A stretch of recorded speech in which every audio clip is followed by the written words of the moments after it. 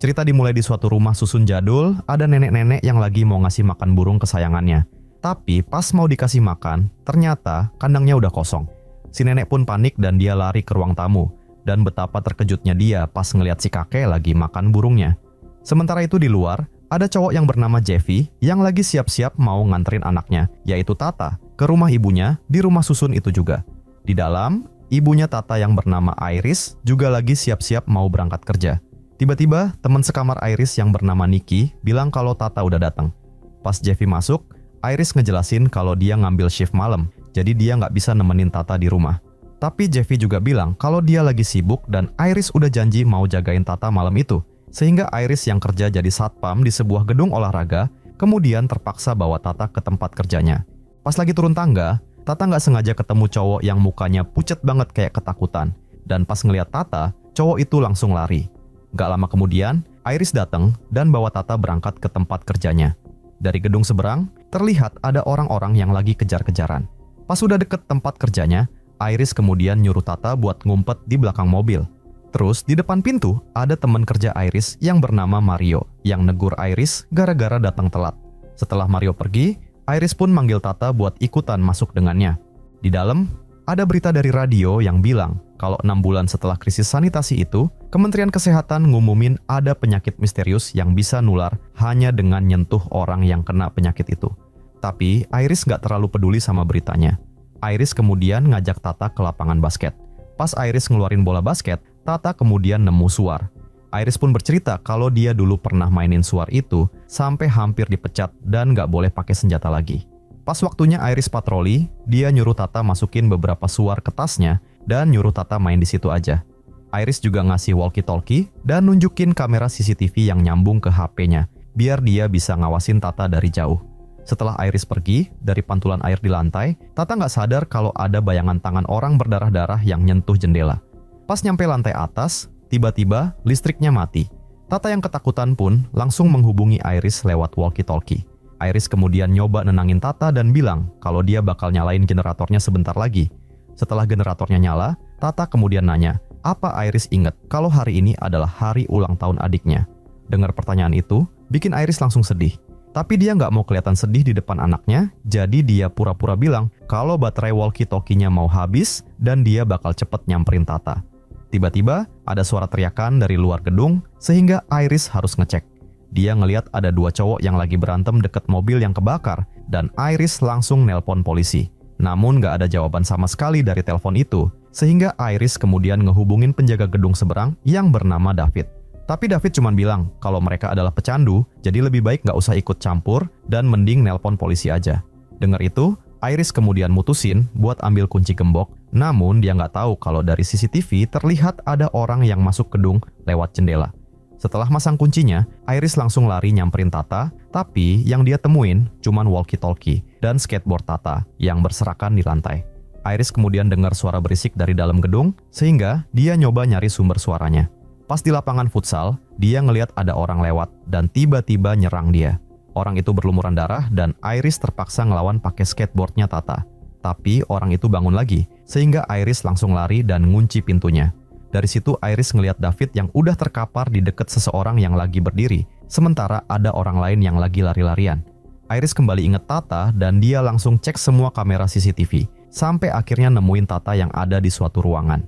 Iris kemudian nelpon Tata dan nyuruh dia ngunci diri di dalam dan cuma bukain pintunya kalau ada yang mengetuk seperti yang dia contohkan.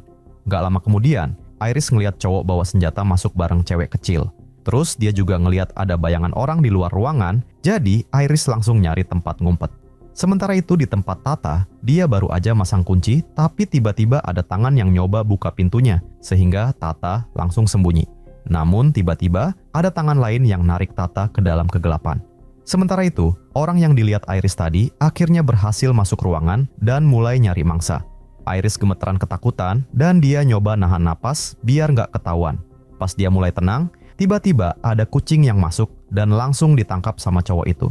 Dan ngelihat ada kesempatan, Iris kemudian langsung kabur dari tempat itu. Dari balik meja, Iris merhatiin lagi ruangan tempat Tata ngumpet. Tapi dia nggak ngelihat Tata dimanapun, sehingga dia coba puter ulang rekaman CCTV. Dari situ kelihatan kalau ada orang yang lagi nyoba dobrak pintunya, Namun karena sudut kameranya nggak bisa ngelihat tempat Tata ngumpet, sehingga Iris nggak tahu kalau Tata udah diculik. Dari kamera itu juga, Iris kemudian sadar kalau orang atau zombie yang nyerang itu bakal diam selama 32 detik setelah nyerang, baru abis itu bakal gerak lagi. Iris kemudian pergi ke ruang ganti, dan dia ngelempar bola buat mastiin keadaan di depan aman. Pas dirasa aman, Iris baru mutusin buat maju ke depan. Tapi pas nyampe samping loker, dia ngeliat ada cowok yang lagi berdiri kayak patung. Iris pun nyoba nyari jalan lain, namun pas dia balik badan, terlihat ada orang yang duduk di bangku, sehingga Iris langsung sembunyi di dalam loker. Setelah dirasa aman, Iris keluar lagi dan jalan di lorong yang gelap. Tapi tiba-tiba ada zombie yang nyerang dia, dan untungnya ada orang lain yang narik zombie itu, sehingga Iris langsung kabur. Namun cowok yang nolongin dia tadi kemudian ngejar dan dorong Iris ke kolam renang. Di dalam air, cowok yang bernama Louis ini kemudian nyoba nenangin Iris dan nunjukin ke arah zombie yang nyerang dia tadi. Ternyata zombie itu akhirnya mati karena nggak bisa renang. Louis kemudian bilang kalau di telapak tangan orang-orang yang kena infeksi bakal ada kayak bekas luka warna merah dan mereka bakal jadi agresif banget. Iris kemudian bilang kalau dia lagi nyari anaknya yang ada di gedung ini. Louis bilang kalau dia mau bantuin, tapi dia minta tolong Iris buat bantuin istrinya dulu yang lagi mau lahiran. Beberapa saat kemudian, mereka pun nyampe di suatu ruangan dan Iris kaget banget ngelihat istri Louis ternyata juga udah terinfeksi. Louis kemudian ngunci pintunya dan maksa Iris buat bantuin istrinya melahirkan karena dia yakin kalau istrinya bisa sembuh. Iris bilang kalau bayi di perut istrinya Louis mungkin juga udah kena infeksi sehingga nggak ada yang bisa mereka lakuin. Namun, Louis tetap bersikeras dan dia nanya, apa Iris bakal tega ninggalin Tata kalau Tata kena infeksi? Iris pun kaget karena Louis tahu nama anaknya, sehingga Iris sadar kalau Louis adalah orang yang nyulik Tata. Iris pun coba nyerang, tapi Louis ngancem bakal bunuh dia dan anaknya, sehingga Iris akhirnya terpaksa setuju sama permintaan Louis. Mereka kemudian bawa istri Louis ke ruangan lain. Sambil jalan, Louis cerita kalau dia punya kapal dan nawarin Iris dan Tata buat tinggal di sana. Gak lama kemudian, Iris nemuin Jeffy yang terkapar dan lukanya parah banget. Jeffy sepertinya udah nggak bisa diselamatin, sementara istri Louis mulai berontak sampai air ketubannya pecah. Louis pun ngajak Iris pergi ninggalin Jeffy dan Iris kemudian ngambil kunci mobil Jeffy. Namun sayangnya para zombie udah ngepung ruangan itu dan mereka langsung nyalain suar yang dibawa Iris. Asap dari suar bikin ruangan jadi penuh asap, bikin para zombie jadi bingung nyariin mereka. Tapi ada satu zombie yang nyerang Louis dan untungnya Iris berhasil ngehindar, namun dia malah nyasar di tengah asap tebal. Tiba-tiba ada zombie yang nyerang dia lagi dan Iris kemudian pakai pisau yang ada di kunci mobil Jeffy buat ngalahin zombie itu. Nggak lama kemudian, Iris nyampe di tangga, tapi di atas ada zombie yang nongol, sehingga Iris ngumpet lagi. Anehnya si zombie malah melototin perut istrinya Louis dan dia tahu kalau si zombie berniat mau ngeluarin bayinya pakai pisau. Iris pun langsung teriak sekencang-kencangnya, bikin Louis tahu keberadaannya dan langsung habisin si zombie. Habis itu, mereka bawa istrinya Louis ke ruang perawatan buat melakukan persalinan. Dan gak lama kemudian, bayinya berhasil lahir dengan selamat. Louis kemudian nenangin istrinya pakai daging yang udah dia siapin, terus dia mau ngedeketin bayinya ke ibunya, bikin Iris agak was-was dengan kelakuan nekat Louis ini. Tiba-tiba, listrik mati total. Iris dan Louis kemudian nyalain senter, tapi pas ngeliat ranjangnya ternyata udah kosong. Pas ngeliat ke pojokan, mereka kaget banget ngeliat istri Louis yang lagi megangin kepala bayinya.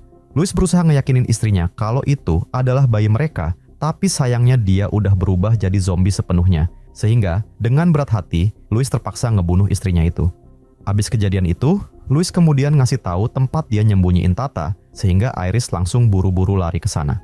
Pas lagi nyari-nyari, Iris nemuin mayat cowok yang dia lihat di CCTV, dan gak jauh dari situ dia ngeliat tas Tata dan ada tubuh gosong yang terbakar. Iris pun langsung nangis sejadi-jadinya, dan ketika mikir kalau dia udah gak punya siapa-siapa lagi, Iris kemudian ngambil pistol buat mengakhiri hidupnya. Tapi, dia kemudian ngurungin niatnya pas Iris ngeliat lampu ceklok merah di deket tangga, karena benda itu ngingetin Iris sama Tata yang pernah mainin ceklok itu. Iris kemudian naik ke atas, dan dia nemuin ceklok lain yang menyala merah. Sampai akhirnya dia tiba di depan sebuah ruangan, dan Iris nyoba manggil-manggil nama Tata, tapi nggak ada jawaban. Iris kemudian nyoba ngetuk pintunya seperti ketukan yang pernah dia ajarin ke Tata, dan tiba-tiba pintunya kebuka. Iris pun langsung meluk erat anaknya itu, dan dia ngecek apakah Tata terkena infeksi atau tidak. Tata kemudian cerita kalau Louis ternyata bantuin ngelepasin gips di tangannya, dan bantuin dia ngumpet. Tapi pas Louis pergi, tiba-tiba ada cowok dan cewek seumuran dia yang datang minta tolong. Namun sayangnya para zombie kemudian nyerang mereka dan ngelempar cewek itu ke api. Tata juga bilang kalau ayahnya juga datang buat bantuin, tapi nggak berhasil. Karena itu, dia nyari tempat persembunyian lain. Iris kemudian ngajak Tata buat keluar, namun pas ngeliat zombie udah pada datang, mereka langsung sembunyi di ruangan yang penuh tikus. Iris kemudian bakar kain biar tikus-tikus itu pada keluar, yang kemudian ngalihin perhatian para zombie. Iris yang tahu kalau gerombolan zombie itu bakal hibernasi selama 32 detik setelah makan tikus. Sehingga dia kemudian nyalain stopwatch dan ngajak Tata buat ngelewatin para zombie pelan-pelan. Tapi di tengah jalan, tiba-tiba ada satu zombie yang nahan tangan Tata yang patah. Dan karena peluru pistol Iris udah habis dan waktu jeda 32 detik juga terus berjalan, sehingga Iris langsung aja nyerang mereka sambil berusaha kabur. Pas sampai di lapangan basket, terlihat makin banyak zombie yang mengejar mereka. Kemanapun mereka pergi, para zombie itu terus aja ngikutin. Sampai ketika mereka nemuin ambulans, Iris kemudian mancing para zombie buat masuk ke dalam biar kekunci di sana.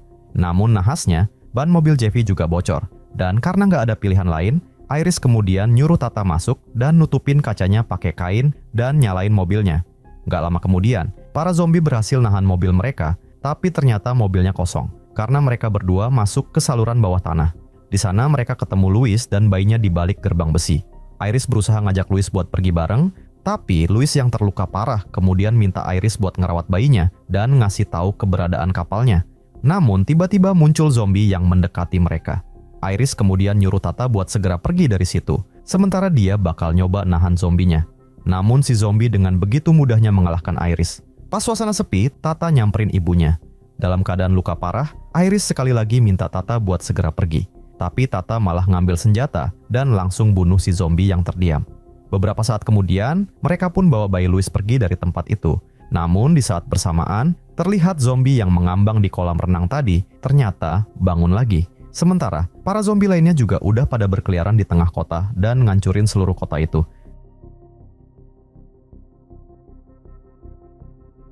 Cerita dimulai dengan seekor mayat yang siap-siap dimasukin ke ruang kremasi.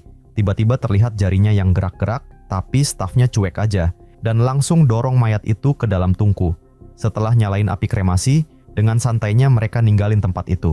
Beberapa menit kemudian, ada petugas kebersihan yang lagi ngebersihin tempat itu, dan dia dengar suara aneh dari dalam tungku. Awalnya dia ngira cuman halusinasi, tapi pas dia deketin, ternyata suara itu beneran datang dari dalam. Tanpa pikir panjang, si petugas kebersihan itu buka tungku yang lagi menyala, dan tiba-tiba terlihat sebuah tangan terbakar yang langsung nangkap si petugas tadi. Besoknya Michael bawa pacarnya yang bernama Allison dan juga ibunya ke rumah sakit buat operasi kecantikan. Direktur rumah sakitnya kelihatan biasa aja dan nyambut pasiennya dengan normal. Namun Michael yang juga seorang dokter ngerasa agak aneh karena nggak ada pemeriksaan awal dan langsung mau jalanin operasi gitu aja, dimana itu nggak sesuai dengan prosedur medis yang dia tahu. Tapi Allison ngerasa Michael cuma terlalu khawatir dan nyoba nenangin dia, nyuruh dia jalan-jalan bentar biar ngerasa santai.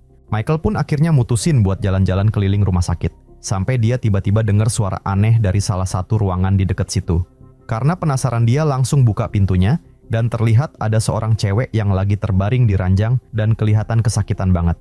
Wajahnya ketutup masker dan suaranya nggak terdengar jelas. Tanpa mikir panjang, Michael buru-buru ngelepasin maskernya. Namun begitu maskernya kebuka, dia langsung merinding melihat pemandangan di depannya itu. Tiba-tiba muncul satpam yang bernama Daniel dari ruangan sebelah, dan dia juga ikutan ngeri banget ngelihat mulut si cewek yang udah hancur, sehingga mereka buru-buru kabur dari ruangan itu. Michael yang panik banget langsung lari ke ruang operasi, dan berusaha mati-matian buat ngehentiin operasinya. Kelakuannya itu bikin semua orang pada bingung, dan di dalam kekacauan itu, si suster nggak sengaja nyuntik tangan Michael dengan obat bius, bikin Michael langsung terjatuh pingsan. Sementara itu, zombie yang kabur dari ruangan rumah sakit mulai berkeliaran di lorong-lorong. Michael akhirnya tersadar lagi dan buru-buru balik ke ruang operasi, masih berniat buat ngajak Allison pergi. Sang dokter bedah dan para suster yang makin kesel sama kelakuan Michael, akhirnya milih buat keluar ruangan. Michael cepet-cepet ngejelasin semuanya ke Allison. Awalnya Allison nggak percaya dan ngerasa Michael lebay. Tapi pas mereka keluar dari ruang operasi, suasana rumah sakit udah kacau banget dan terjadi evakuasi darurat. Namun liftnya ternyata rusak, bikin orang yang panik pada ngumpul di depan pintu lift. Seorang pria gendut ngomong kalau dia barusan ngeliat ada orang yang makan orang lain. Tapi belum sempet dia selesai ngomong, tiba-tiba listrik di rumah sakit itu mati dan lampu darurat mulai berkedip-kedip. Kerumunan orang yang udah ketakutan makin panik dan mereka semua langsung lari menuju tangga darurat. Pas itu juga, zombie-zombie mulai mendekat dari belakang, bikin tangga darurat itu berubah jadi area pembantaian. Pada saat itu, Michael dan Allison masih belum sepenuhnya sadar seberapa parah situasinya. Mereka nyoba nyari kamar Ibu Allison, tapi malah nemu pemandangan yang mengerikan. Ada seekor zombie yang lagi asyik makan korbannya yang gak berdaya. Karena ketakutan mereka pun langsung berbalik dan lari secepat mungkin, tapi zombie itu gak tinggal diam dan juga mulai ngejar. Dalam keputusasaan, Michael ngambil tiang besi yang ada di dekatnya, tapi pas dia mau mukul, dia malah nyentuh kabel listrik yang kebuka di atasnya, bikin Michael kesetrum dan jatuh pingsan. Allison yang mikir kalau Michael udah tewas, sehingga dia langsung lari aja ninggalin Michael. Dengan zombie yang masih mengejar, Allison lari masuk ke ruang operasi terdekat, di mana ada seorang dokter yang lagi melakukan prosedur sedot lemak pada pasien. Zombie itu pun langsung nerobos masuk dan nyerang si dokter. Dalam kepanikannya, Allison gak sengaja nyalain mesin sedot lemak yang malah bikin pasien di meja operasi menggelembung kayak balon. Pas Allison berhasil kabur dari ruang operasi, pasien itu pun kemudian meledak. Allison yang masih gemetar ketakutan, terus saja lari ngelewatin lorong-lorong rumah sakit. Pas belok di satu sudut, dia ngeliat ibunya yang gak sadarkan diri di salah satu kamar. Dia pun langsung buru-buru ngedorong ranjangnya, berharap bisa kabur dari mimpi buruk ini. Tapi pas mereka nyusurin lorong, mereka malah ketemu zombie yang cuma punya setengah badan. Dan meskipun udah nggak punya tubuh bagian bawah, zombie itu bisa bergerak cepet banget, sampai hampir ngedeketin mereka. Allison pun buru-buru dorong ibunya masuk ke kamar terdekat. Ibunya kemudian terbangun, namun di saat bersamaan, si zombie tadi berhasil ngejar dan langsung gigit kaki ibunya. Di saat yang sangat genting itu, Daniel yang ternyata sembunyi di dalam kamar, dengan cepat ngabisin zombie itu dan nyelamatin Allison dan ibunya. Sementara itu, Michael mulai sadar kembali dan dengan sempoyongan berjalan ngelewati koridor rumah sakit yang penuh darah dan tubuh berserakan di mana-mana. Dalam keadaan bingung dan ngeri, dia nggak sengaja masuk ke ruangan spesimen. Di dalam ruangan itu, terlihat berbagai spesimen yang diawetkan dan dipajang. Pas Michael masih ngeliat-liat semua itu, tiba-tiba salah satu spesimen itu ngebuka matanya. Michael yang kaget kemudian nggak sengaja ngejatuhin sebuah toples sampai pecah berkeping-keping. Dan yang mengejutkan, spesimen di dalamnya tiba-tiba hidup lagi dan mau nyoba nyerang, sehingga Michael langsung aja kabur dari ruangan itu. Dalam kepanikannya, Michael nggak sengaja tersandung masuk ke ruang direktur, di mana dia nemuin direktur rumah sakit dan seorang asisten yang bernama Tania yang lagi ngancurin dokumen. Meskipun curiga sama apa yang mereka lakuin, tapi Michael sadar kalau dia nggak bakal bisa bertahan sendirian, sehingga dengan berat hati dia mutusin buat bekerja sama dengan mereka. Pas mereka mulai berjalan, tiba-tiba muncul Daniel yang mukul Michael, karena dikira kalau dia adalah zombie. Untungnya Michael nggak terluka parah, dan dia juga bahagia karena bisa ketemu dengan Allison lagi. Begitu direktur rumah sakit melihat Ibu Allison, dia langsung sadar kalau Ibu Allison juga udah terinfeksi, sehingga dia langsung ambil kapak buat ngebunuh Ibu Allison. Tapi pas dia mau ngayunin kapaknya, Ibu Allison batuk keras dan meludah ke wajah sang direktur, bikin dia juga ikutan tertular. Dan karena nggak mau jadi zombie, sang direktur kemudian cepet-cepet bikin vaksin. Namun pas dicoba, vaksin itu bukannya memperlambat virusnya, melainkan bikin perubahan zombinya jadi makin cepat. Menyadari waktunya udah hampir habis, sang direktur itu pun akhirnya ngungkapin kebenaran mengerikan di balik wabah itu. Ternyata virus zombie itu adalah ciptaannya sendiri, yang merupakan eksperimen buat bikin serum anti penuaan. Namun formula itu gagal total, yang justru menciptakan virus zombie ini. Tapi sebelum sang direktur bisa nyelesain pengakuannya, tiba-tiba Tania langsung bunuh sang direktur pakai kapak, bikin semua orang kebingungan dengan apa yang dilakukannya. Sementara itu, Ibu Allison akhirnya juga berubah menjadi zombie, sehingga dengan berat hati Allison pun terpaksa ngebunuh ibunya. Di saat bersamaan, pintu masuk udah dipenuhi zombie, dan mereka pun langsung bergegas menuju pintu belakang buat melarikan diri. Mereka kemudian naik ke atap dan nyoba nyebrang ke gedung sebelah pakai papan kayu. Sayangnya, salah satu dokter kehilangan keseimbangan dan jatuh ke bawah sampai tewas, namun sisa kelompok itu berhasil menyeberang dengan selamat. Tapi ternyata di gedung itu juga udah penuh dengan zombie, dan satu-satunya jalan keluar adalah melalui tempat pembuangan sampah. Michael dan Allison kemudian turun duluan, dan ketika tinggal Daniel dan Tania doang, tiba-tiba Daniel nyoba memeras Tania dan meminta uang tutup mulut. Karena ternyata Daniel tahu kalau otak di balik eksperimen obat anti penuaan itu bukanlah sang direktur melainkan Tania. Dan karena para zombie udah makin dekat, Tania terpaksa setuju dengan permintaan Daniel. Begitu kelompok itu keluar dari tempat pembuangan sampah, mereka mendengar suara minta tolong. Tanpa pikir panjang, mereka bergerak menuju suara itu dan berhasil nyelamatin seorang gadis yang bernama Oksana dan ngebunuh zombie yang menyerangnya. Namun Tania punya rencana liciknya sendiri. Dia diam-diam nyelinap ke ruangan terdekat dan ngedorong zombie yang terikat ke arah pintu masuk. Tania kemudian manggil Daniel dan si zombie langsung gigit perutnya karena Tania berniat buat ngebunuh Daniel biar rahasianya tetap aman. Daniel yang marah itu pun kemudian langsung bunuh Tania. Ketika yang lain datang, Daniel kemudian bilang kalau si zombie lah yang udah ngebunuh Tania dan dia nggak sempat nyelamatin dia. Mereka percaya dengan kebohongan Daniel dan ngelanjutin pencarian mereka buat nyari jalan keluar, sampai akhirnya mereka tiba di sebuah gedung. Dari jendela, mereka ngelihat lampu-lampu yang berkedip di luar, dan Oksana tahu kalau itu adalah para tentara yang mungkin mau nyelamatin para survivor. Tanpa pikir panjang, Oksana langsung lari keluar buat minta tolong, tapi ternyata dia langsung ditembak mati oleh para tentara. Dan pada saat itulah mereka sadar kalau tujuan militer itu bukanlah buat nyelamatin mereka, melainkan ngebunuh siapapun yang dirasa bakal nyebarin wabah keluar. Para tentara ngelemparin gas air mata ke dalam gedung, bikin mereka terpaksa mundur dan nyari jalan keluar lain.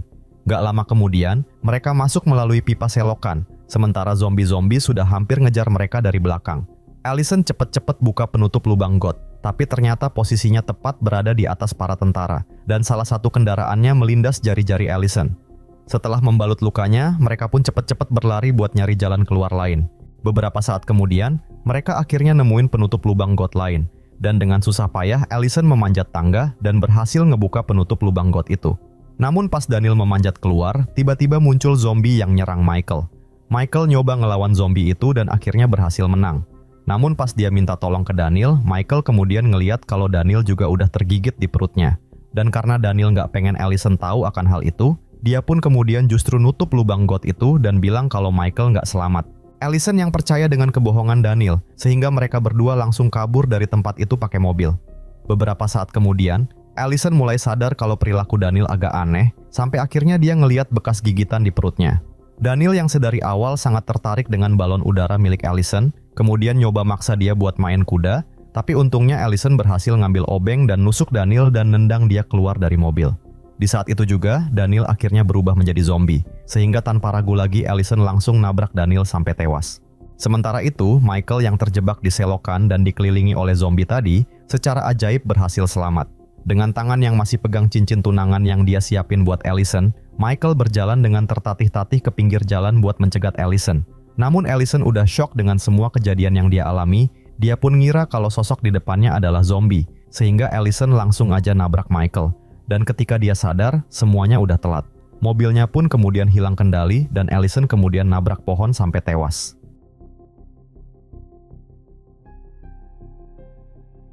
Cerita dimulai dengan sebuah berita dari seorang dokter yang menyatakan kalau vaksin C100 yang disuntikin ke masyarakat udah berhasil ngobatin kasus flu yang baru-baru ini tersebar. Tapi ternyata, sebulan setelah pemberian vaksin itu, orang-orang pada ngelaporin kalau sakit flu mereka balik lagi. Bahkan beberapa hari setelah itu rumah sakit jadi penuh pasien. Di jalanan juga rame banget dengan polisi dan tentara yang berjaga karena ada demo dari warga. CDC pun dibuat pusing karena mereka nggak tahu kenapa bisa ada varian virus flu jenis baru yang bisa nyebar hanya dalam waktu 3 hari doang. Ada ilmuwan dari CDC yang bernama Dr. Judith yang bilang kalau mereka belum nemuin sumber utama pandemi ini dan masih butuh waktu buat riset lebih jauh soal virus varian terbaru ini. Dr. Judith ngasih tahu apa yang harus dilakuin sama masyarakat dan dengan muka khawatir, dia nitip pesan ke anaknya yang bernama Jesse agar cepet-cepet cari tempat yang lebih aman. Cerita kembali ke 12 jam sebelumnya, Jesse dan teman-temannya lagi asik nikmatin malam di tempat camping.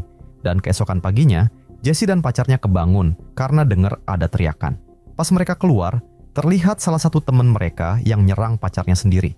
Pacar Jesse berniat mau bantu, tapi dia malah ikut kena serang juga. Jesse kemudian nyoba ngelawan dan bikin temennya itu tumbang. Namun, sayangnya pacar Jesse nggak selamat. Sementara cewek yang diserang tadi, yang bernama Sarah, ternyata masih hidup. Jesse langsung buru-buru bawa Sarah pergi, sementara pacar Sarah yang udah jadi zombie tadi masih nyoba nyerang. Tapi untungnya Jesse berhasil kabur dari situ. Di tengah perjalanan, Jesse nyoba ngubungin rumah sakit dan juga nyokapnya. Tapi nggak ada satupun yang terhubung. Di jalan, mereka ngelihat banyak banget mobil berserakan di mana-mana, sampai akhirnya mereka berhenti di sebuah pom bensin. Jesse minta Sarah nunggu di mobil, sementara dia mau masuk ke minimarket. Namun di dalamnya ternyata nggak ada orang sama sekali. Jesse nyoba nelpon rumah sakit pakai telepon di situ, tapi hasilnya tetap sama. Dan pas mau ambil air minum, ternyata semua minuman juga udah habis dijarah. Tiba-tiba terdengar suara sirin, sehingga Jesse buru-buru keluar dan ngejar mobil polisi itu, tapi mereka nggak mau berhenti. Gak lama kemudian, muncul satu zombie dari dalam minimarket tadi. Sarah pun langsung teriak manggil Jesse, sehingga dia langsung balik ke mobil dan pergi dari tempat itu. Namun nahasnya, ban mobil mereka pecah, sehingga mobil mereka mengalami kecelakaan. Beberapa saat kemudian, Jesse mulai sadar dari pingsannya, tapi di luar ada satu zombie yang nyoba masuk ke mobil. Dan parahnya lagi, Sarah yang terinfeksi tadi juga udah berubah jadi zombie dan mau nyerang Jesse, tapi untungnya dia masih tertahan sabuk pengaman. Dan karena nggak ada pilihan lain lagi, Jesse terpaksa bunuh Sarah. Pas dia mau keluar, zombie tadi langsung berusaha nyerang, tapi Jesse berhasil ngehindar dan ngelumpuhin zombie itu dan kemudian kabur dari tempat itu. Setelah cukup lama berjalan, Jesse akhirnya sampai di halaman sebuah rumah dan ketemu dengan seorang anak kecil. Pas dia ngeliat lebih dekat, ternyata anak itu udah jadi zombie, sehingga Jesse langsung lari lagi. Dia masuk ke dalam rumah kosong, namun Jesse nggak sengaja terpeleset genangan darah, dan tiba-tiba muncul zombie yang nyerang dia. Jesse mampu bertahan cukup lama, sampai akhirnya dia berhasil ngalahin zombie itu. Gak lama kemudian, ada seorang wanita yang bernama Emma yang ternyata sembunyi di dalam kamar. Emma bilang kalau dia udah ngumpet di sini 2 malam karena zombie itu gak mau pergi. Dia juga cerita kalau dia datang ke rumah ini buat jemput keponakan dan kakak perempuannya, tapi ternyata kakak ipar dan keponakannya udah jadi zombie. Sementara dia belum bisa nemuin kakaknya sampai saat ini. Jesse kemudian bilang kalau Emma adalah orang pertama yang dia temui di saat kekacauan seperti ini, karena semua orang yang dia temuin di sepanjang jalan udah pada berubah jadi zombie. Dengar itu, Emma kemudian mau ngajak Jesse buat pergi ke sebuah restoran tempat rekan-rekannya berkumpul. Tapi sebelum itu, dia minta Jesse buat bersihin diri dulu. Setelah mandi, Jesse sempat memperhatikan luka gigitan zombie yang dia punya. Tiba-tiba Emma masuk ke kamar. Awalnya Jesse nggak mau ngaku soal luka itu, tapi ternyata Emma udah lihat bekas gigitannya. Jesse kemudian bilang kalau dia punya bekas gigitan itu udah lama. Emma tentu aja nggak langsung percaya omongan Jesse, tapi pas dia nyoba ngecek tubuh Jesse, ternyata memang benar kalau nggak ada tanda-tanda perubahan zombie. Jesse sendiri nggak ngerti apa-apa, dan dia bilang kalau waktu kecil ibunya selalu ngasih dia suntikan sesuatu kepadanya. Emma kemudian bilang kalau semua temannya yang ada di restoran adalah orang-orang yang nggak pernah nerima vaksin C100. Setelah Emma mastiin kalau Jesse juga nggak pernah divaksin, dia lebih yakin lagi buat bawa Jesse ke teman-temannya. Namun, dia minta Jesse agar merahasiakan bekas gigitan itu. Malam harinya, pas sudah berada di dekat restoran, mereka mengendap-endap karena banyak zombie berkeliaran di jalanan. Emma kemudian ngajak Jesse lewat jalan belakang, tapi sayangnya jalan itu juga penuh dengan zombie. Emma kemudian ngelempar botol buat ngalihin perhatian para zombie. Tapi sialnya pas mereka lari menuju pintu, zombie-zombie itu pada sadar dan langsung mengejar mereka. Namun untungnya, muncul seorang pria yang bernama Mark yang bukain pintu, sehingga Jesse dan Emma bisa selamat. Begitu masuk ke dalam, ada seorang pria yang bernama Roy yang langsung nodongin senjata ke Jesse. Emma kemudian bilang kalau Jesse udah nyelamatin dia, tapi Roy bilang kalau mulai saat ini nggak ada orang yang boleh keluar atau masuk tanpa seizin dia. Roy kemudian nyuruh Brandon buat geledah Jesse, dan setelah dipastikan aman, Roy baru bolehin mereka masuk ke dalam. Emma kemudian ngenalin Jesse ke survivor lainnya, yaitu Lucy yang merupakan istrinya Roy, pasangan tua yaitu Martha dan Fred, dan adiknya Mark yang bernama Grace.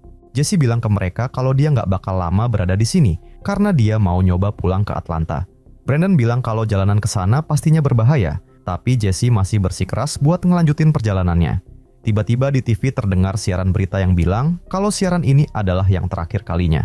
Si penyiar kemudian ngungkapin sebuah fakta kalau virus zombie yang tersebar ini sebenarnya diakibatkan oleh vaksin C100. Jadi intinya, siapapun yang udah divaksin, maka orang tersebut secara tidak langsung sudah terinfeksi. Dan dengar berita itu, semua orang pun jadi pada ribut sendiri dan nyalahin pemerintah yang nggak benar. Tiba-tiba, listrik di tempat itu mati. Roy kemudian minta Brandon, Mark, dan Jesse buat nemenin dia ngecek mesin generator. Pas mereka keluar, terlihat beberapa zombie yang udah tewas, sehingga Roy ngerasa aman dan terus ngoceh sambil benerin generator. Namun nahasnya, pas generatornya udah nyala, tiba-tiba ada satu zombie yang muncul dari belakang dan langsung nyerang Roy. Dan meskipun Brandon berhasil nembak mati zombie itu, tapi Roy sepertinya udah nggak bisa diselamatkan. Ngeliat itu, Jesse kemudian ngambil kunci mobil dari kantongnya Roy dan buru-buru ngajak mereka buat masuk ke dalam. Beberapa waktu kemudian, Mark nyamperin Jesse dan minta dia buat bawa mereka pergi. Namun Lucy nolak karena suaminya sudah tewas. Fred juga nggak mau pergi karena Martha tiba-tiba sakit. Sehingga cuma 3 orang doang yang akhirnya pergi dari tempat itu. Pas mereka udah pergi, Fred kemudian nunjukin peluru di senjatanya, dan gak lama kemudian terdengar suara tembakan yang menandai akhir hidup mereka. Beberapa waktu kemudian, Emma tiba-tiba ngelihat seorang wanita yang ternyata adalah kakaknya yang bernama Megan, yang dia cari-cari selama ini. Pas Emma nanya apa yang terjadi, Megan bilang kalau suaminya udah ngegigit anak mereka sehingga ngerubah anaknya jadi zombie. Dan karena udah nggak punya harapan hidup lagi, Megan tiba-tiba masuk ke dalam mobilnya, yang ternyata anaknya yang jadi zombie berada di dalamnya, sehingga Megan pun langsung tewas. Nggak lama kemudian, terlihat gerombolan zombie yang mendekat, sehingga Jesse buru-buru masuk ke dalam mobil, namun sayangnya mobilnya malah mogok. Emma yang akhirnya juga udah nggak punya tujuan hidup lagi, kemudian ngelakuin hal yang sama, yaitu nyerahin hidupnya buat jadi santapan zombie. Sementara itu, Jesse akhirnya berhasil nyalain mobil dan langsung kabur dari tempat itu. Setelah berjalan cukup lama, mereka kemudian sampai di sebuah minimarket. Brandon turun duluan buat ngambil beberapa suplai makanan, tapi tiba-tiba terdengar suara tembakan. Jesse dan Mark langsung panik dan buru-buru masuk ke dalam. Di sana, mereka ngelihat Brandon lagi berusaha nahan serangan zombie. Jesse cepat-cepat nembak zombie itu. Namun nahasnya, pas mereka coba narik Brandon, zombie tadi ternyata masih bisa bangkit dan mau nyerang lagi. Merasa dirinya udah terinfeksi, Brandon kemudian nyuruh mereka pergi, sementara dia bakal nyoba nahan zombinya. Tapi zombie-zombie itu juga langsung nyerbu keluar, sehingga Jesse langsung melarikan diri dari tempat itu. Di perjalanan, Mark bilang kalau rumah pamannya nggak jauh dari situ dan ngajak Jesse buat menuju ke sana. Namun, tiba-tiba mobil mereka mogok, jadi mereka terpaksa ngelanjutin dengan jalan kaki. Setelah berjalan cukup jauh, Jesse ngelihat ada zombie yang mengikuti di belakang mereka. Jesse pun ngajak mereka buat cepet-cepet nyari tempat sembunyi, dan mereka nemuin sebuah truk dan langsung sembunyi di situ. Pas zombinya makin banyak yang datang, Mark mutusin buat ngalihin perhatian zombie-zombie itu biar ngejar dia masuk ke ladang jagung. Dan setelah dirasa situasinya aman, Jesse ngajak Grace buat cepetan pergi. Tapi ternyata masih ada zombie yang tiba-tiba muncul dan ngejar mereka. Tiba-tiba muncul seorang pria yang langsung bunuh zombie itu dan ngajak mereka berdua buat berlindung di sebuah bangunan. Pria itu ngenalin dirinya sebagai Ben dan kemudian ngasih mereka minuman. Jesse kemudian bilang kalau gadis yang bareng dia itu adalah Grace dan dia adalah adiknya Mark yang merupakan keponakannya Ben yang lama nggak bertemu. Dengar itu, wajah Ben langsung berubah senang dan dia pun ngizinin mereka buat tinggal di sana. Di saat bersamaan, Mark yang dikejar zombie tadi akhirnya berhasil keluar dari ladang jagung dan masuk ke mobil terdekat.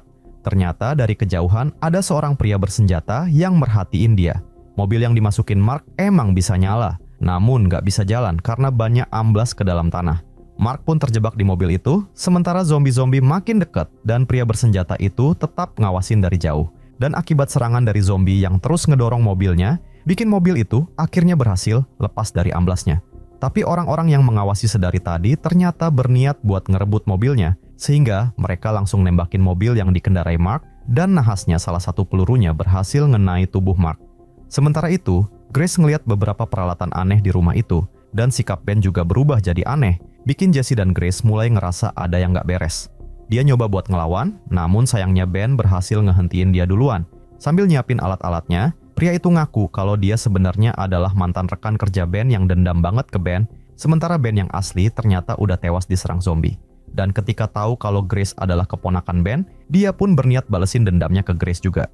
Setelah alatnya siap, si Ben palsu ini pun menekan tombolnya, bikin ledakan besar di luar. Namun guncangan dari ledakan itu malah bikin Jesse dan Grace justru berhasil kabur. Di saat bersamaan, muncul Mark yang terluka dan langsung bawa mereka pergi dari tempat itu. Malam harinya, Mark yang udah kehilangan banyak darah, kemudian minta Jesse buat jagain Grace. Dan setelah ngomong itu, Mark pun akhirnya tewas. Keesokan harinya, Jesse dan Grace lanjut perjalanan mereka dengan jalan kaki. Tapi belum terlalu jauh mereka berjalan, Grace ngelihat ada beberapa zombie. Jesse berusaha nahan mereka, namun situasi makin kacau dan Jesse mulai kewalahan. Tiba-tiba muncul seorang pria entah dari mana dan langsung nyelamatin mereka. Dengan gerakan cepat pria itu ngabisin semua zombie yang berdatangan. Abis semua zombie itu tewas semua, pria itu ngenalin dirinya dengan nama Hickok dan dia ngajak mereka buat cabut dari situ. Pas sudah nyampe rumahnya, Hickok ngajarin Jesse cara pakai senjata yang bener dan gak asal nembak doang. Tiba-tiba muncul keponakannya Hickok yang bernama Lucas. Dia ngejelasin kalau Jesse butuh mobil buat ngelanjutin perjalanan. Setelah mereka nunjukin mobil yang ada, Jesse kemudian berniat buat segera ngelanjutin perjalanannya, namun ternyata Grace udah terinfeksi gara-gara serangan zombie tadi. Ngeliat itu, mereka nyuruh Jesse buat ninggalin Grace di sini aja, tapi Jesse yang udah janji sama Mark buat jagain adiknya, akhirnya dia mutusin buat tetap bawa Grace bareng dia. Mereka ngawal mobil Jesse sama Grace keluar dari gerbang sambil ngabisin zombie-zombie yang nyerang. Grace pun berhasil keluar dari tempat itu dan cepet-cepet nyetir mobilnya ke Atlanta. Namun nahasnya, Grace yang terinfeksi tadi sekarang udah berubah jadi zombie. Sehingga dengan berat hati, Jesse terpaksa harus ngebunuh Grace. Beberapa saat kemudian setelah nguburin Grace, Jesse lanjut jalan lagi sampai masuk ke wilayah Atlanta. Dan ketika dia udah deket dengan tempat tujuannya, ternyata di tempat itu juga terdapat beberapa zombie yang langsung nyerang dia. Sementara itu, di dalam gedung, ada cewek yang bernama Tori yang melihat kejadian itu. Dia langsung keluar buat bantuin ngabisin zombie-zombie itu. Dan setelah semua zombie beres, kedua cewek itu saling tatap-tatapan dengan penuh curiga. Tapi ketegangannya langsung hilang pas Tori bilang kalau dia anak buahnya Dr. Judith. Tori kemudian ngajak Jesse buat ngeliat sebuah rekaman. Di rekaman itu, nyokap Jesse bilang kalau semua orang di sana udah terinfeksi, kecuali Tori. Dan terungkaplah fakta kalau Jesse nggak bisa ketularan virus karena dia punya antibodi spesial di dalam tubuhnya. Dr. Judith udah ngancurin semua vaksin C100 yang masih ada dan nyisain satu kotak doang ke Tori. Dan dengan antibodi yang Jesse punya, nyokapnya yakin kalau para ilmuwan bakal bisa pakai itu buat bikin vaksin buat ngelawan virus zombie. Tori kemudian ngajak Jesse buat pergi ke sebuah laboratorium yang ada di Washington DC. Mereka kemudian ngabisin semua zombie yang ada di depan pintu, dan ketika udah cukup aman, mereka berdua langsung cabut pakai motor. Beberapa bulan kemudian, diketahui kalau para ilmuwan akhirnya berhasil nyiptain vaksinnya, dan pemerintah kemudian pakai drone khusus buat nyebarin vaksin itu dari atas udara.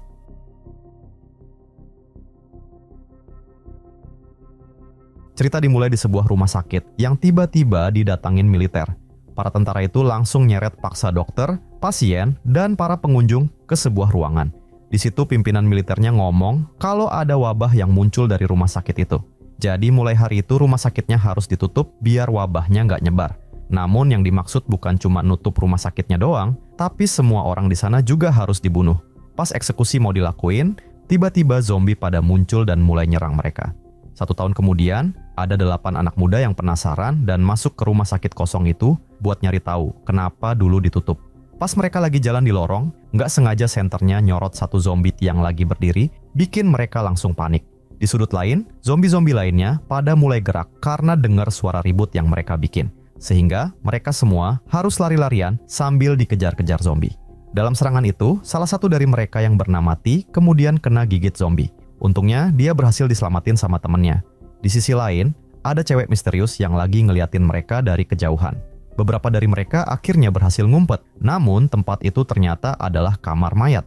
Tapi, zombie-zombinya juga masih ngejar mereka ke tempat itu, sehingga mereka terpaksa ngumpet di dalam lemari penyimpanan mayat. Namun, T yang udah terinfeksi akhirnya berubah jadi zombie dan nyoba nyerang teman-temannya, sehingga mulutnya harus disumpel pakai sepatu. Sementara di lemari lain, salah satu pemuda yang bernama Audi nyoba nelpon saudaranya buat minta tolong. Tapi sialnya HP yang dia pegang malah terjatuh. Dia nyoba ngambil HP-nya, namun para zombie ngeliatin dia. Di percobaan kedua, dia akhirnya berhasil ngambil HP-nya dan berhasil lolos dari kejaran zombie-zombie itu. Audi kemudian nyoba nelpon saudaranya lagi yang bernama Rambo yang lagi asik main game. Audi bilang kalau dia lagi kejebak di rumah sakit kosong, namun belum selesai dia ngomong tiba-tiba teleponnya terputus. Tanpa pikir panjang, Rambo kemudian ngajak Cooper dan 3 anggota gengnya buat pergi ke tempat yang dimaksud. Begitu mereka masuk ke gedung rumah sakit itu, tiba-tiba ada tentara yang nyegah dan nyuruh mereka buat keluar. Namun, nahasnya, si tentara malah langsung diserang sama zombie-zombie yang tiba-tiba muncul. Zombie-zombie itu pun kemudian ngejar mereka, dan karena para zombie juga muncul dari sisi seberang, sehingga mereka sekarang jadi terkepung. Untungnya mereka berhasil kabur ke ruangan lain, namun ketika mereka ngira kalau zombie nggak bisa buka pintunya, mereka kemudian berhenti buat nahan pintunya, dan pada saat itu juga para zombie tadi langsung masuk, sehingga mereka langsung pada kocar-kacir. Mereka berlari sampai di suatu ruangan, dan di sana mereka ketemu dengan 2 orang dari kelompok sebelumnya yang sembunyi di situ juga. Pas sadar kalau Cooper nggak ada, Rambo berniat mau nyari dia, tapi dihalangin sama teman-temannya. Sementara itu, mereka kewalahan banget nahan pintunya, sampai akhirnya ada satu zombie yang berhasil masuk. Tentu aja kehadiran zombie itu bikin situasi makin kacau, sampai akhirnya zombie-zombie di luar berhasil dorong pintunya, sehingga pertarungan pun nggak bisa dihindarin lagi. Mereka nyoba ngelawan semua zombie-zombie yang menyerang, namun karena zombinya makin banyak, Rambo dan yang lain kemudian naik ke atas pipa buat ngindarin serangan para zombie. Sementara itu, Cooper nyoba nyari jalan lain. Dengan pakai usus tentara yang udah tewas, dia bisa ngelabui zombie-zombie itu, bikin mereka mikir kalau dia adalah zombie. Cooper kemudian nemuin senjata milik tentara tadi, dan dengan senjata itu, dia langsung bantai semua zombie yang ada di situ. Sementara itu, pas lagi nyusurin lorong buat nyari Audi dan yang lainnya, para zombie muncul lagi dan ngejar mereka. Tiba-tiba Rambo ditarik sama sebuah tangan yang muncul entah dari mana. Tanpa mikir panjang, mereka semua langsung ikutin dia. Setelah nyampe di satu ruangan, barulah mereka sadar dan nanya ke Rambo, siapa yang udah narik dia. Tapi Rambo bilang kalau dia nggak ngeliat jelas siapa orangnya, namun dia tahu kalau yang narik dia adalah seorang cewek. Mereka pun mutusin buat ngikutin cewek itu sampai mereka tiba di depan kamar mayat dan ngeliat cewek misterius itu masuk ke dalamnya. Teman-temannya pada ragu mau masuk ke tempat itu, sehingga Rambo nekat buat masuk sendirian. Namun begitu masuk, dia kaget banget ngeliat ruangan itu penuh dengan zombie. Sehingga mereka sekali lagi harus lari-larian dikejar zombie.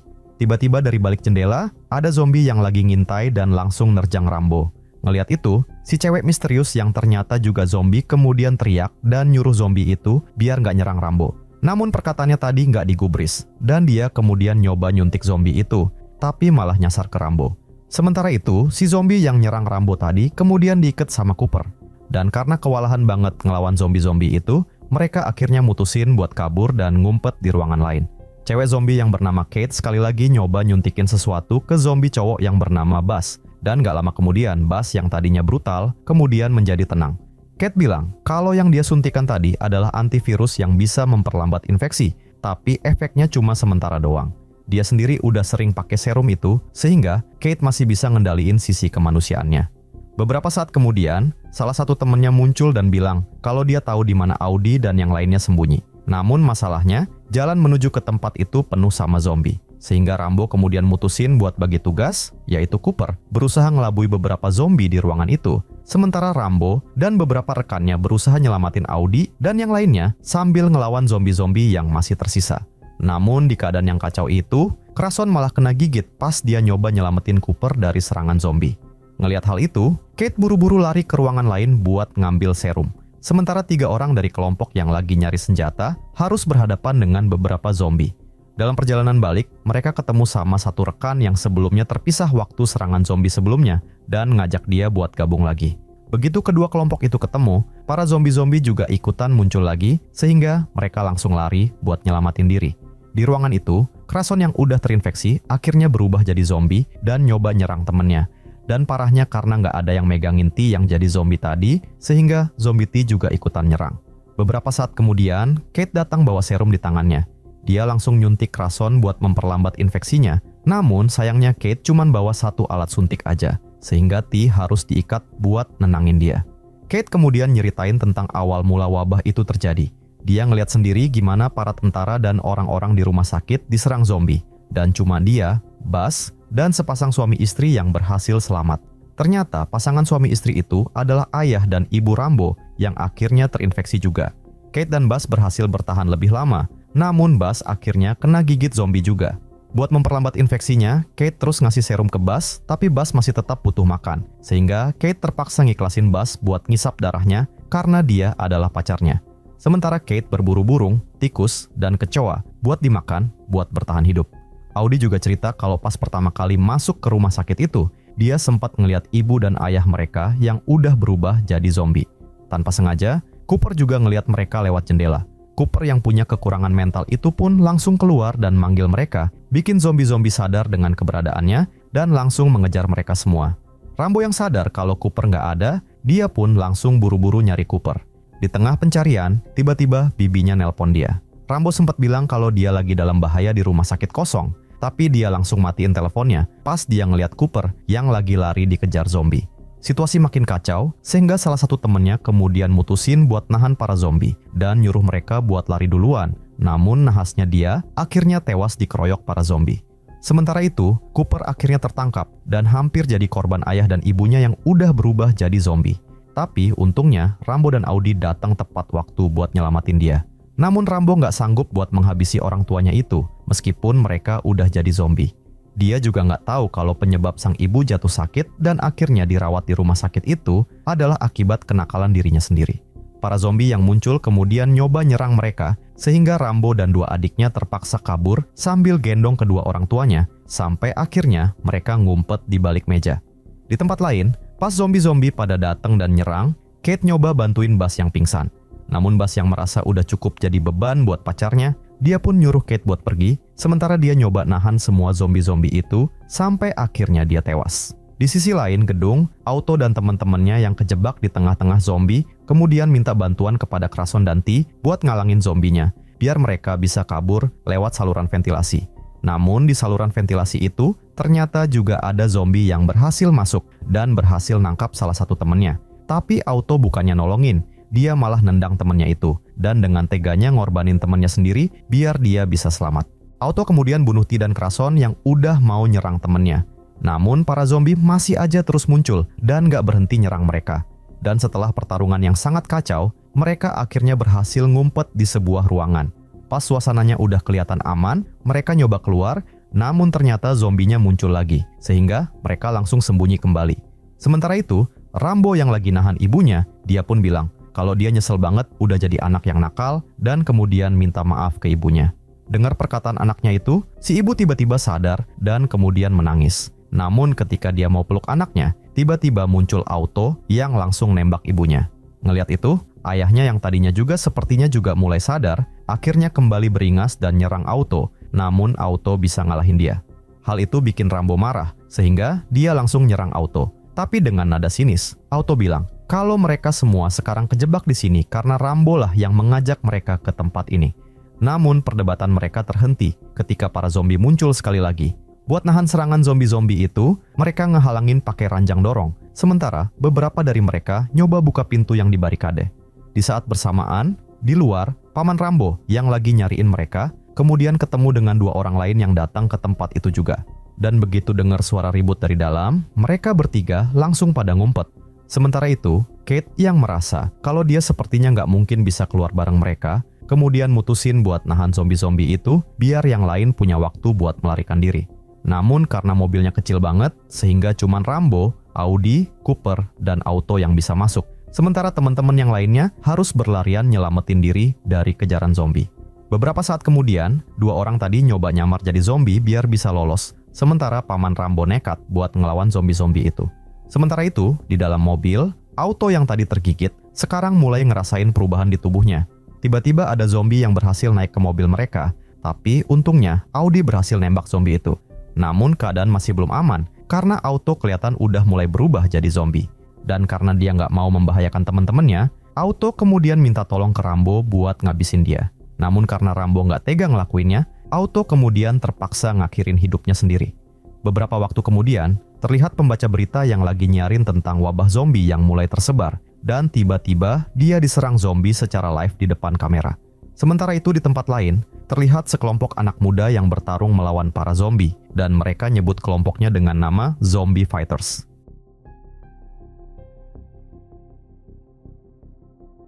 Cerita dimulai dengan Dr. Chase yang lagi ngeliatin rekaman dan foto-foto keluarganya. Pas dia nyoba ngubungin keluarganya, namun gak ada jawaban sama sekali. Abis dia lihat name tag, dia kemudian kayak ngulang-ngulang beberapa kalimat dan nyoba ngafalin kalimat itu. Beberapa saat kemudian, Chase dapat briefing dan lagi disiapin sama Dr. Greer. Dia ngejelasin kalau Chase ditugasin buat gabung di tim 314 dari unit 730A. Misinya adalah buat nyari virus dan jemput Dr. Ward dari tim 313 yang lagi kejebak bareng 52 orang survivor. Dr. Greer juga ngejelasin kalau para infected dibagi jadi 5 level. Level pertama adalah orang yang gejalanya kayak flu biasa. Level 2, infected mulai berdarah-darah. Level 3, infected pada mulai gelisah, darahnya berwarna hitam dan super agresif. Level 4, mereka bakal hibernasi dan gak gerak seperti orang mati. Dan di level kelima, mereka bakal bangkit jadi zombie sempurna. Namun sebelum Dr. Greer kelar bercerita, tiba-tiba Chase dikagetin sama zombie level 5, yang untungnya mereka masih aman karena terkurung. Di akhir briefing, Dr. Greer bilang kalau dia sampai terinfeksi level 1, dia nyuruh Chase buat ngerahasiain itu dari para pengawal. Karena kalau dia berhasil balik, dia bakal langsung diobatin. Karena sebagai dokter dari CDC, Chase dianggap berharga banget. Sementara kalau militer yang terinfeksi, mereka bakal dibiarin mati tanpa diobatin. Abis itu kita dikenalin sama anggota tim 314 yang bakal ngawal Chase di misinya, yaitu Gunner, Dennis, dan Wheeler. Sebelum berangkat, Chase minjem alat navigasi Dennis dan nyaranin buat lewat rute yang dia pilih. Dan setelah persiapan selesai, misi pun langsung dimulai. Gak lama kemudian, mereka nyampe di gerbang karantina. Begitu gerbangnya dibuka, para infected level 3 langsung berhamburan dari baliknya. Chase dan tim langsung masuk ke dalam terowongan itu, sementara para penjaga sibuk nembakin para infected yang muncul. Di dalam terowongan, mereka kena serangan dari para infected yang nyerbu bus mereka. Chase hampir aja kena gigit sama infected yang berhasil masuk, tapi untungnya Gunner berhasil nyelamatin dia. Setelah beberapa waktu ngelawan infected yang masuk ke dalam bus, akhirnya mereka bisa keluar dari terowongan. Tapi ternyata masih ada satu infected level 3 yang tersisa, dan untungnya Gunner berhasil ngabisin dia dengan cepat. Misi terus berlanjut. Pas sampai di rute yang dituju, Gunner dan Wheeler langsung nolak buat lewat sana, karena di pinggir kota itu terdapat banyak banget infected level 5 yang jauh lebih ganas dibandingin dengan apa yang mereka hadapin di terowongan barusan. Selain itu, Gunner juga bersikeras buat cepet-cepet nemuin tim 313 karena istrinya juga ada di dalam tim itu. Sehingga akhirnya Chase terpaksa ikut dengan keputusan mereka dan gak jadi lewat rute yang dia pilih. Beberapa saat kemudian, di tengah kota yang udah sepi dan berantakan, mereka tiba-tiba dihadang sama seorang wanita yang minta tolong. Gunner langsung mendekati dan nyuruh Chase buat ngecek apakah wanita itu terinfeksi atau tidak. Setelah tes darahnya nunjukin kalau dia nggak terinfeksi, mereka berencana buat mengevakuasi dia. Namun ternyata kaki wanita itu terikat, sehingga Gunner sadar kalau ini adalah jebakan. Dia buru-buru nyuruh Chase buat balik ke bus. Dan bener aja, nggak lama setelah itu, tubuh-tubuh yang tadinya kelihatan mati di jalan, tiba-tiba bangkit dan langsung nyerang mereka. Gunner pun langsung nembakin para infected itu satu persatu.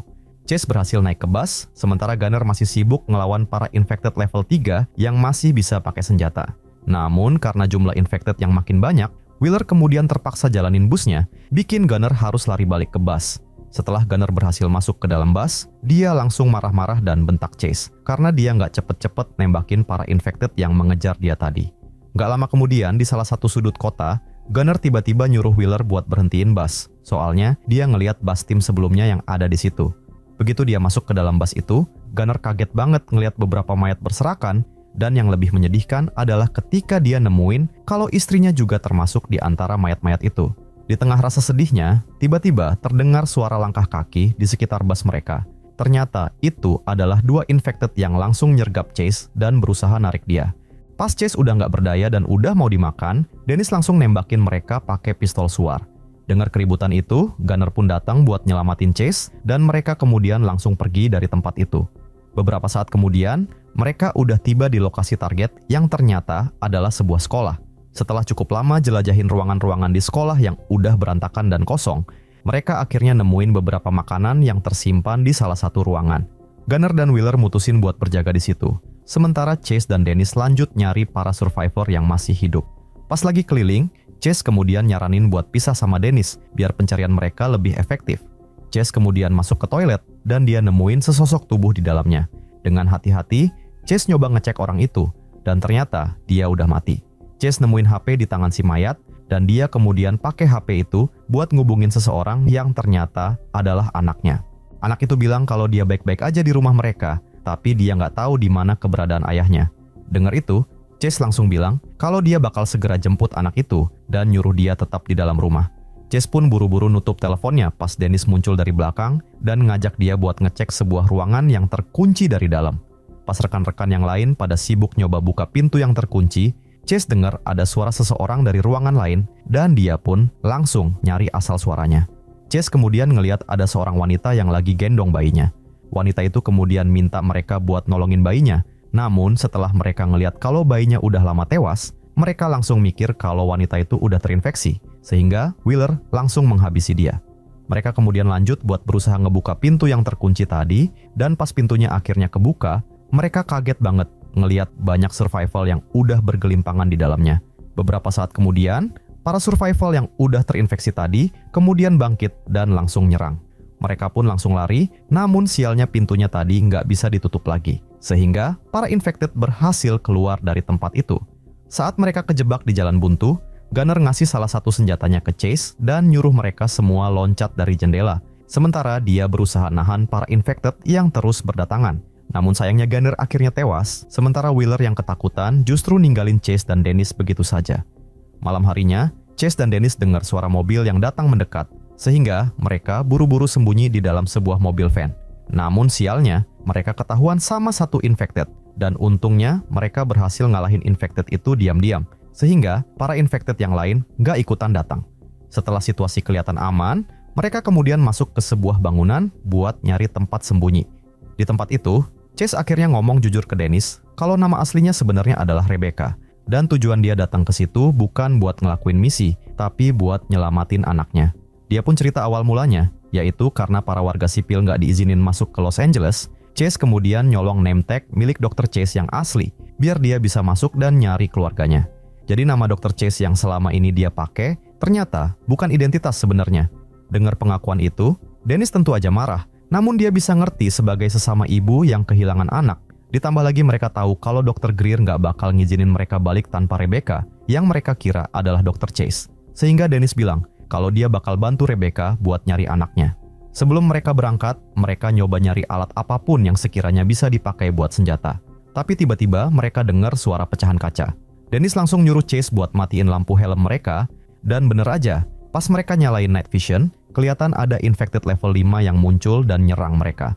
Awalnya mereka berhasil mengecoh zombie itu di kegelapan, namun karena Rebecca nggak sengaja ngeluarin suara, zombie itu pun kembali lagi nyerang mereka. Pas situasi udah bener-bener gawat, tiba-tiba muncul Wheeler yang langsung menghabisi zombie itu.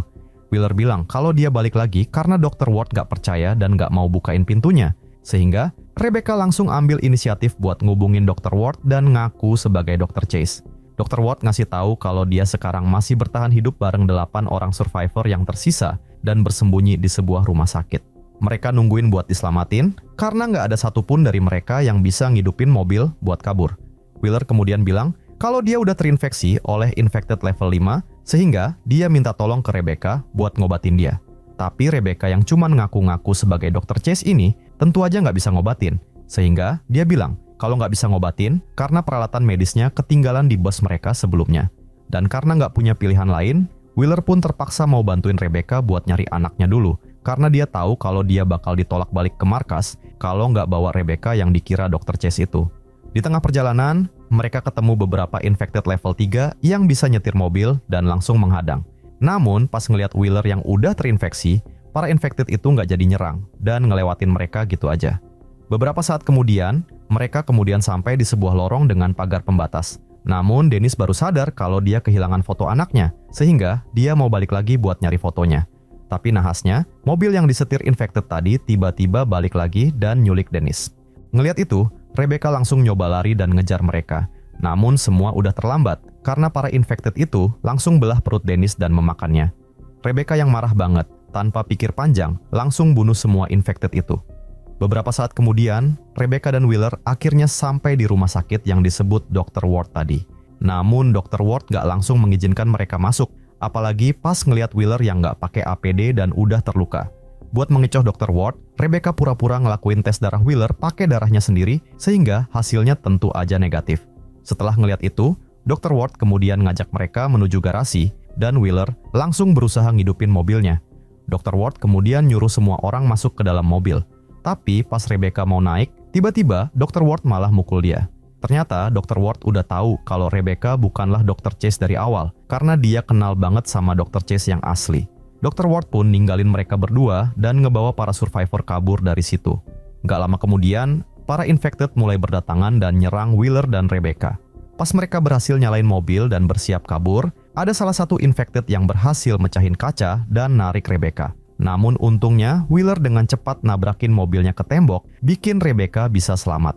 Rebecca kemudian minta Wheeler buat menuju ke rumahnya, dan meskipun Wheeler sekarang tahu kalau Rebecca itu bukanlah Dr. Chase yang asli, namun dia tetap mau nolongin Rebecca, karena ternyata dia juga bukanlah Wheeler yang asli, melainkan nama aslinya adalah Freddy. Beberapa saat kemudian, mereka akhirnya tiba di rumah Rebecca. Freddy bilang kalau dia mau berjaga di mobil, sementara Rebecca masuk ke dalam rumah buat nyari anaknya. Dan setelah beberapa saat, akhirnya Rebecca nemuin anak perempuannya yang bernama Megan yang lagi sembunyi di bawah meja dengan kondisi yang sangat lemah. Rebecca kemudian ngetes darah Megan dan hasilnya positif kalau dia udah terinfeksi, tapi Rebecca berbohong dan bilang kalau Megan cuman kelelahan doang. Rebecca kemudian nyoba nyari suaminya dengan ngikutin jejak darah yang berceceran di lantai, sampai akhirnya dia nemuin suaminya yang udah terbujur kaku di dalam bagasi mobil mereka. Di situ, Rebecca nemuin rekaman video dari suaminya yang bilang kalau dia sengaja ngurung dirinya di bagasi karena udah terinfeksi, biar dia nggak nularin anak mereka. Setelah itu, Rebecca buru-buru minta Megan pakai pakaian APD miliknya dan ngajak dia buat cepet-cepet pergi dari tempat itu. Sementara itu di luar, para infected level 5 mulai berdatangan ke arah Freddy. Pas Rebecca dan Megan mau keluar, Freddy yang dikejar para infected malah masuk ke dalam rumah, bikin mereka semua harus naik ke lantai atas buat menyelamatkan diri. Megan dan Rebecca berhasil keluar duluan lewat jendela, tapi pas Freddy mau loncat, dia ditangkap sama para infected. Untungnya mereka berhasil narik Freddy keluar, tapi kakinya terluka parah sampai dia nggak bisa berdiri lagi. Dalam situasi yang makin genting, Freddy minta Rebecca dan Megan buat ninggalin dia aja. Dan karena nggak ada pilihan lain lagi, Rebecca dan Megan terpaksa kabur ninggalin Freddy. Di tengah perjalanan, Rebecca dan Megan ngelihat mobil yang tadi direbut sama Dr. Ward, kini dalam keadaan terbakar. Beberapa saat kemudian, mereka akhirnya nyampe di gerbang pembatas yang dijaga ketat sama para tentara, dan di sana banyak infected yang berusaha nerobos masuk. Rebecca memapah Megan yang lemah menuju gerbang. Namun, para tentara yang mengira kalau Rebecca juga salah satu dari infected, kemudian langsung nembak dia. Tapi ketika melihat Megan yang pakai pakaian APD, tentara itu kemudian ngubungin Dr. Greer dan ngasih tahu informasi tentang nomor seri pakaian APD yang dipakai Megan. Dan Dr. Greer ngira kalau dia adalah Dr. Chase, sehingga dia pun merintahin buat bawa Megan masuk buat segera diobatin.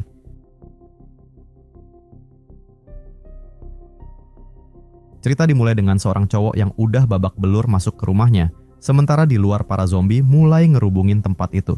Setelah nahan rasa sakit yang lumayan lama, akhirnya cowok itu pun berubah jadi zombie juga. Sementara itu di tempat lain, ada dua anak muda yang bernama Mikey dan Killy yang baru aja kelar main kuda di tengah hutan. Di sisi lain hutan, ada dua cowok yaitu Joe dan Stu yang lagi nyiapin alat camping mereka. Mereka berdua ini adalah saudara, namun mereka selalu aja berantem.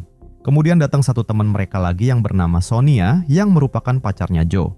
Pas ngeliat mereka lagi pada ribut, Sonia langsung misahin dan bilang buat nikmatin liburan ini. Dan setelah mereka semua kumpul, mereka pun langsung cabut. Di tengah jalan, mereka berhenti sejenak buat ngecek peta karena bahan bakar mobil mereka udah hampir habis dan kayaknya nggak bakal cukup buat sampai tujuan. Hal itu bikin Stu makin kesel sama Joe karena udah tahu kalau mereka bakal liburan, tapi dia nggak ngisi full bensinnya sebelum jalan. Apalagi mereka juga nggak bawa HP sama sekali. Setelah ngecek map dan nggak ada pilihan lain, Mikey ngajak mereka buat nyari bensin di sebuah pertanian di dekat situ. Pas lagi jalan, tiba-tiba mereka ngelihat ada mobil terbengkalai di pinggir jalan. Mereka nyoba ngecek mobil itu, dan Stu nggak sengaja nginjek darah yang berserakan, tapi mereka nggak ngelihat tanda-tanda ada orang di sekitar. Akhirnya mereka mutusin buat nyari bantuan biar bisa lapor ke polisi.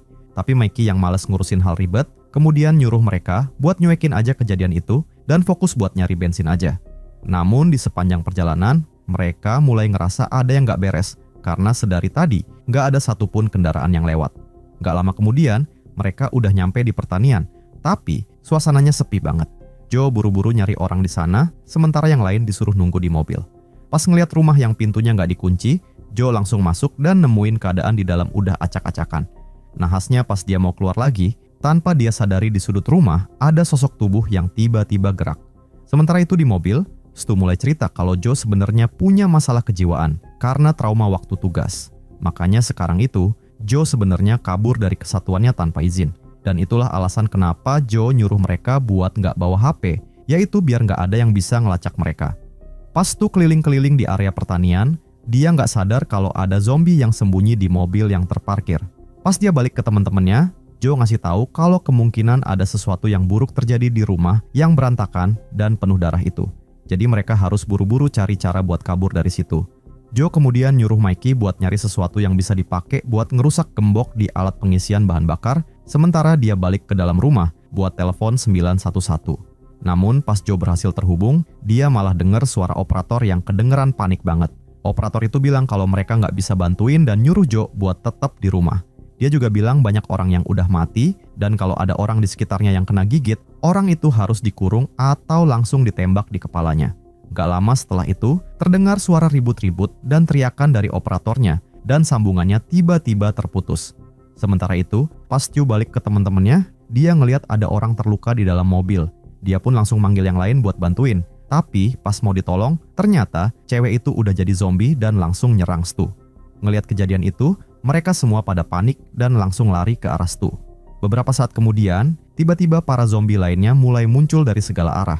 Gak berselang lama, Stu yang udah terinfeksi kemudian berubah jadi zombie juga dan nyoba nyerang Joe. Joe dan Mikey langsung nahan dia sambil teriak nyuruh Sonia dan Kili buat cepet-cepet ngumpet di dalam rumah. Dan karena bingung dan panik, akhirnya mereka berdua mutusin buat kabur. Stu yang udah jadi zombie terlihat agresif banget. Dia ngejar mereka dan berusaha dobrak pintu dengan brutal. Beda banget dengan zombie-zombie lain yang jalannya santuy. Di dalam rumah, Mikey ngaku kalau tangannya sempat kegores gigi Stu pas dia mukul zombie itu tadi. Dengar itu, Joe pun makin panik karena dia tahu kalau bentar lagi Mikey juga bakal berubah jadi zombie. Tiba-tiba, sosok tubuh yang tadi ada di sudut ruangan kemudian bangkit dan ternyata dia adalah pria yang ada di awal film. Joe makin panik dan bingung. Nggak kelihatan kalau dia adalah seorang tentara karena saking takutnya. Tiba-tiba, ada mobil yang datang ke tempat itu, bikin perhatian zombie Stu teralihkan. Joe kemudian keluar buat bantuin pengendara mobil yang baru datang. Dia teriak-teriak buat ngalihin perhatian zombie Stu biar datang ke arahnya. Sementara itu, Mickey buru-buru nyuruh 2 orang yang ada di mobil buat masuk ke dalam rumah. Pas udah di dalam, pria yang bernama Gary ngaku kalau dia udah digigit zombie. Dan pas dia ngeliat ada zombie di dalam rumah, Gary langsung bunuh zombie itu. Beberapa waktu berlalu, dan karena Joe masih belum balik, Mikey kemudian berniat buat nyari dia. Gary ngasih Mikey sebuah senjata dan nawarin diri buat jagain para cewek di situ. Dengar itu, cewek yang datang bareng Gary yang bernama Rebecca langsung kelihatan khawatir banget karena dia nggak kenal dengan Mikey dan rekannya sama sekali. Tapi Gary dengan cepat nyuruh Rebecca buat diem aja. Setelah Mikey pergi, Sonia nyoba nanya ke mereka berdua tentang apa yang sebenarnya terjadi di antara mereka. Namun jawaban mereka berdua beda banget, nunjukin kalau ada sesuatu yang nggak beres di antara mereka. Sementara itu, Joe yang lari dari kejaran Stu akhirnya nyampe di sebuah gudang. Tapi Stu juga berhasil nyusul dia, jadi mau nggak mau Joe harus ngelawan saudaranya yang udah jadi zombie itu. Joe yang masih dalam kondisi trauma, akhirnya kewalahan dan mutusin buat ngumpet aja. Beberapa saat kemudian, Mikey muncul buat nyelamatin Joe dan berusaha ngabisin Stu. Namun senjata yang dikasih Gary tadi ternyata kosong, bikin dia mulai curiga dengan Gary yang minta tinggal sama ketiga cewek di rumah tadi. Dan karena hal itu, Mikey pun akhirnya kena gigit zombie Stu. Joe yang ketakutan banget cuman bisa ngelihat temennya digigit tanpa ngelakuin apa-apa, dan dia baru bertindak pas Mikey udah nggak berdaya. Sementara itu di rumah, Gary mulai nunjukin belangnya. Dia mulai goda-godain Kili, dan pas Rebecca nyoba ngehalangin, tapi dia langsung dihajar. Sonia yang juga berusaha menghentikan Jerry, tapi dia malah diancam pakai pistol. Kili yang udah nggak tahan dengan kejadian itu, kemudian teriak-teriak minta tolong, dan pas Gary lengah, Sonia langsung bunuh dia. Kembali ke Joe dan Mikey yang kini dalam situasi yang genting. Mikey sadar kalau mereka berdua nggak mungkin bisa balik ke rumah, sehingga dia nyuruh Joe buat pergi sendirian dan ninggalin dia. Dan karena zombie-zombie pada mulai berdatangan dari segala arah, Joe nggak punya pilihan lain selain cabut.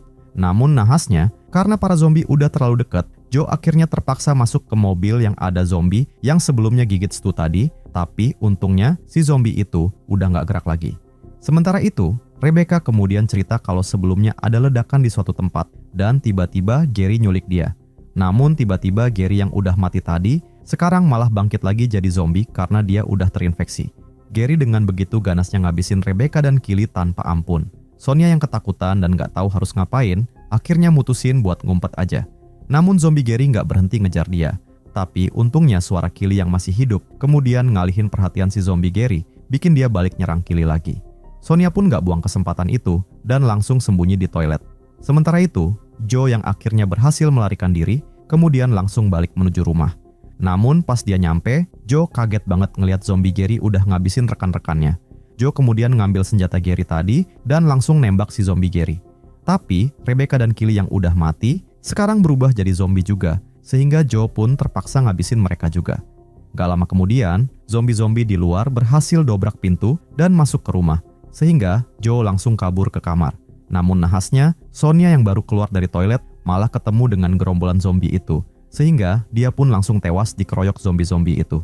Sementara itu, Joe sekali lagi cuma bisa diam ngelihat semua kejadian itu, dan ketika para zombie mau nyerang dia, tiba-tiba terdengar suara helikopter dari luar, bikin para zombie pada lari ngikutin suara itu.